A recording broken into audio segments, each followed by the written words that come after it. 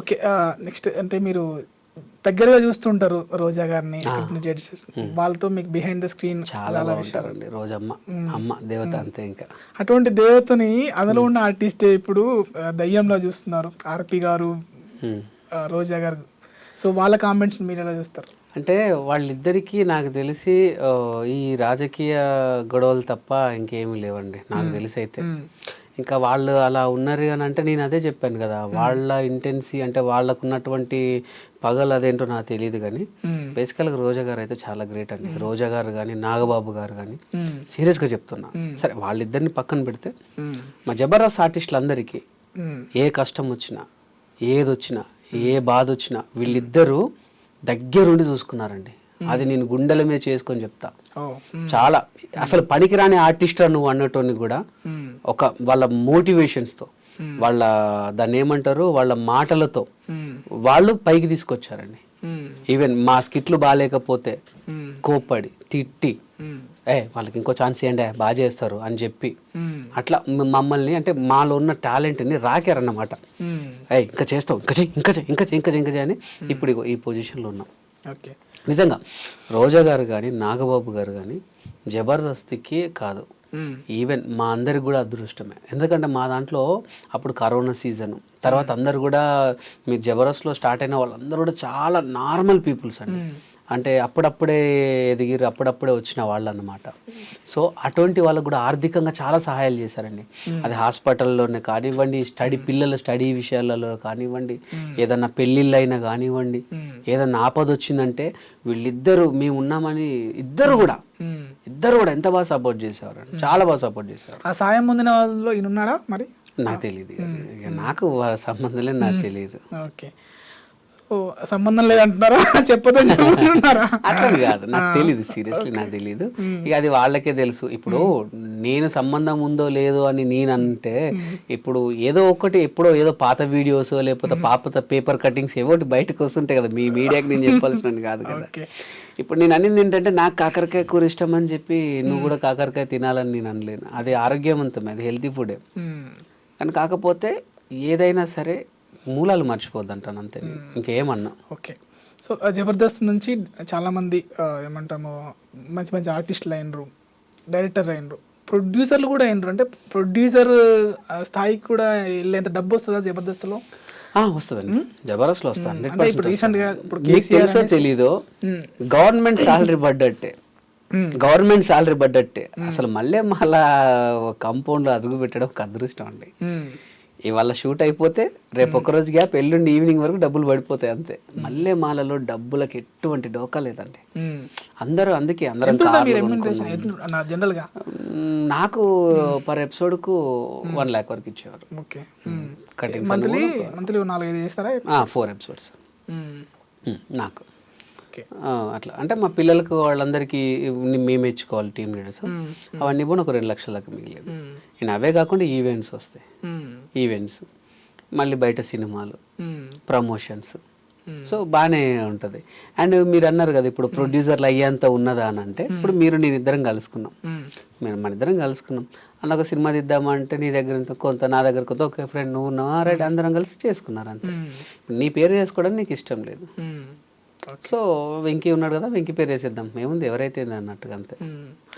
పరిచయాలు మాకు ఈ ప్రపంచం మొత్తం ఒక చుట్టాలని చేసేసింది.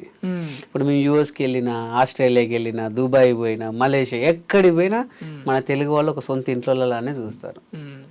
జబర్దస్త్ ఉంటేనే పంచులతోనే అది హిట్ అయింది షో. అవును. సో ఇప్పుడు ఇందాక పంచులు వేయించుకుంటేనే మనం ఎలివేట్ అవుతాం. అవును, 100%. సో అలానే ఇప్పుడు సుధీర్ రష్మి అనేసి వాళ్ళది వర్ష అలా. సో అది రియల్ నిజమా లేదు అంటే పంచుల కోసమే అట్లా వాడతారా?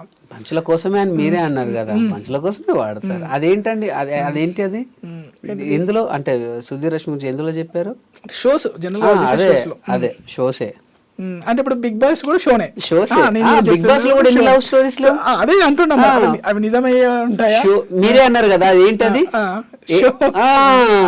షో వరకే. అంటే ఇప్పుడు మీరు పంచులతో నన్ను కూడా అంతే కదా, షోసే అది అంతే, షోస్ అంతే. ఇంకా ఇప్పుడు 4-5 సినిమాల్లో ఒక హీరోయిన్ తో చేసినంత మాత్రాన వాళ్ళు real lover real wife car కదా. అంతే, ఒక హిట్ పేర్ అంతే, హిట్ పేర్. ఒకసారి జనాల్లోకి వెళ్ళిన పేరుని ఏం చేస్తారంటే ఆ హిట్ పేరుని కొన్ని రకాలుగా కొన్ని ఎపిసోడ్ వైజ్గా తీసుకొని వెళ్ళిపోతారు అన్నమాట అంతే. మళ్ళీ మీ విషయానికి వస్తే మీరు మిమిక్రీ ఆర్టిస్టు, సింగరు, అంటే లిరిక్స్ కూడా రాస్తున్నారు అనుకుంటా. లిరిక్స్ కవితలు రాశాను ఒకప్పుడు. ఇప్పుడు ఫోక్ సాంగ్స్ వైపు ఎందుకు అంటే వచ్చారు? ఫోక్ సాంగ్స్ వైపు ఎందుకు వచ్చాను అంటే మాది పల్లెటూరు అని చెప్పాను కదా, అండ్ మా సింగరేణి ఏరియాలో ఈ సాంగ్స్ వస్తుంటాయి, ఫోక్ సాంగ్స్ వస్తుంటాయి, సిటీ కేబుల్ కొన్ని ఛానల్స్లలో వస్తూ ఉంటాయి అనమాట. మనం ఎంత ఏది చేసినా ఇప్పుడు మా అమ్మమ్మలు వాళ్ళు వీళ్ళందరూ పొద్దున్న ఇవే చూస్తారు. ఏది పొలాలకు పోయినా జబర్దస్త్ అంటే వీక్లీ వన్స్ ఒకసారి ఇప్పుడు ఎంత కామెడీ షో అయినా సరే మీరు ఒక 2 సార్లు చూస్తారు కావచ్చు, 2 సార్లు చూస్తారు కావచ్చు. బిడ్డ మంచి మంచి పాటలు వస్తున్నాయి, నువ్వు చేయొచ్చు కదా నీ మా ఊళ్ళలో పోతే సరే మా వాళ్ళు ఊకే పాటలు మనం ఏం చేస్తామమ్మా, మనది నేను యాక్టర్ వైపు వెళ్ళినంటే చేయి బిడ్డ మేము ఊకే చూసుకోవద్దా పాట. ఇప్పుడు ఒక సినిమానే చూసుకోండి, నా ఫేవరెట్ సినిమా నేను మీరు నమ్మరో అపరిచితుడు సినిమా ఒక 18 సార్లు చూసా థియేటర్లో. అపరిచితుడు ఆంధ్రుడి సినిమా అయితే ఒక 22 సార్లు చూసా, గోపిచంద్ గారిది. సో అంతవరకు చూసిన, ఇక తర్వాత చూడబుద్ది కదా, చూసింది అని అనిపిస్తుంది. పాటలు 100 సార్లు వినాలనిపిస్తుంది. సో మా వాళ్ళ కోసం ఎప్పుడు వాళ్ళకి దగ్గర ఉండడానికి ఫోక్ సాంగ్స్కి వచ్చినాను. మా కోసం మేము వినాలనిపించే పాట ఒకటి పాడండి. నాకు అంటే పాట అంటే నా ఫోక్ సాంగ్స్లో మీ ఫోక్ సాంగ్స్ నాకు ఆల్వేస్ లైక్ మా నాన్న సాంగ్ అంటే. మా నాన్న సాంగ్ అంటే నాకు చాలా ఇష్టం, అది నేనే పాడాను.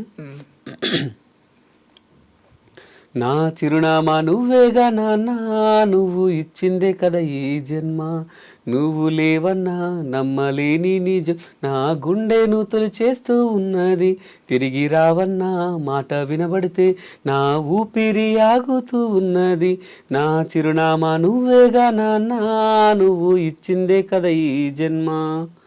ఇది నాన్న కోసం అని కొడితే వచ్చేస్తుందండి యూట్యూబ్లో, చాలా బాగుంటుంది సాంగ్. ఓకే, ఫ్రెండ్షిప్ కూడా మీరు చాలా ఇంపార్టెన్స్ ఇస్తారు.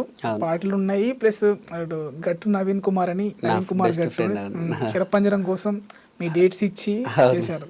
ఎలా అది అంటే ఇప్పుడు నార్మల్గా మీరు బిజీ ఆర్టిస్టు, ఒక సినిమా కోసం అసలు అంటే అది రిలీజ్ అవుతుందో అవ్వదు అన్న సినిమా కోసము మీరు అంత ఎఫర్ట్ పెట్టడానికి కారణం ఏంటి?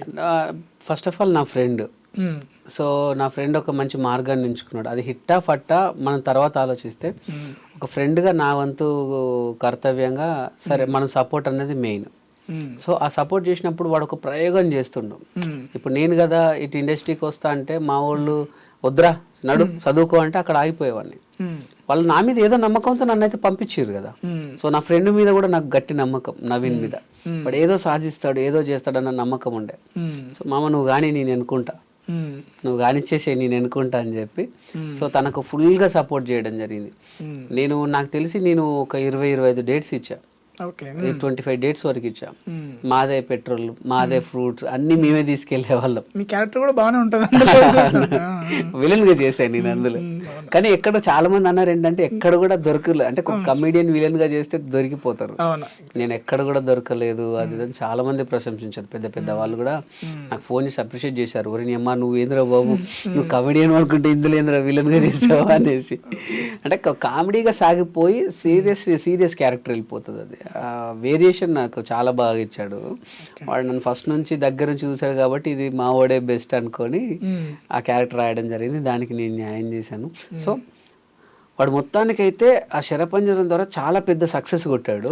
అండ్ ఇప్పుడు మా ఫ్రెండ్స్ మేము వాడికి ఎన్నుకొని సపోర్ట్ చేసింది నిరూపించుకున్నాడు.